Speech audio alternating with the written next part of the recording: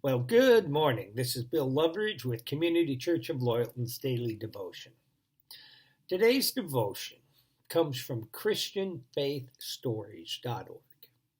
It's called Stepping Out of Our Comfort Zone. I recently read a story about a world-famous tightrope walker, Charles Blondin. Blondin traversed the gorge at Niagara Falls on September 14, 1860, a 1,100-foot-long walk suspended 160 feet above the turbulent Niagara River. The stunt was well advertised, so a large crowd gathered to watch. Before starting his tightrope walk across, he asked the crowd if they thought he could do it. He received enthusiastic applause, and they continued to cheer loudly as he easily made his walk across and back. Then he asked the crowd if he thought he could do it pushing a wheelbarrow in front of him. Again, the crowd cheered him on. Confident he could accomplish the task, he easily pushed the wheelbarrow across the gorge and back. Then he spoke to the crowd a third time. Asked him if they thought he could do it with someone riding in the wheelbarrow. Again, they showered him with enthusiastic applause. But then he asked the real question. Who's willing to volunteer? The boisterous crowd suddenly became silent. Now it was personal.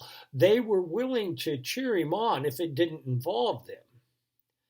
Finally, an old woman stepped out of the crowd and got in the wheelbarrow. The woman was Blondin's mother.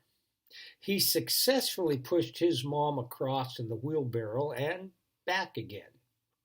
It is easy to cheer on someone else if you are only a spectator and you have no personal commitment. There's a big difference between the commitment of the woman in the wheelbarrow and the rest of the crowd. The crowd was willing only to play it safe. Only the old woman, the mother of the famous tightrope walker, was willing to show her commitment to her son. Now the challenge. Where are you with your commitment to God? Consider these questions. Are you hiding in the crowd or willing to step out of your comfort zone? What factors do you consider when making the choices you make? When God asks who is willing to volunteer, will you step up? Are we all talk but no action? Faith without works is dead. Show me your faith apart from your works, and I will show you my faith by my works. James 2:18. Do you have faith and confidence in the Lord that He will see you through any challenge you may face? Well, what does all this mean for you? God has plans for you. They don't involve sitting on the sidelines hoping that someone else will step forward. You may be hiding in the crowd, but God wants to ask you to step up. The familiar verse says, Then I heard the voice of the Lord saying, Whom shall I send? And who will go for us? And I said, Here I am, send me. Isaiah 6:8. Step forward when the Lord calls you instead of stepping back. Trust that the Lord has prepared you for the very task He wants you to complete. While your confidence level may be shaky, God's isn't.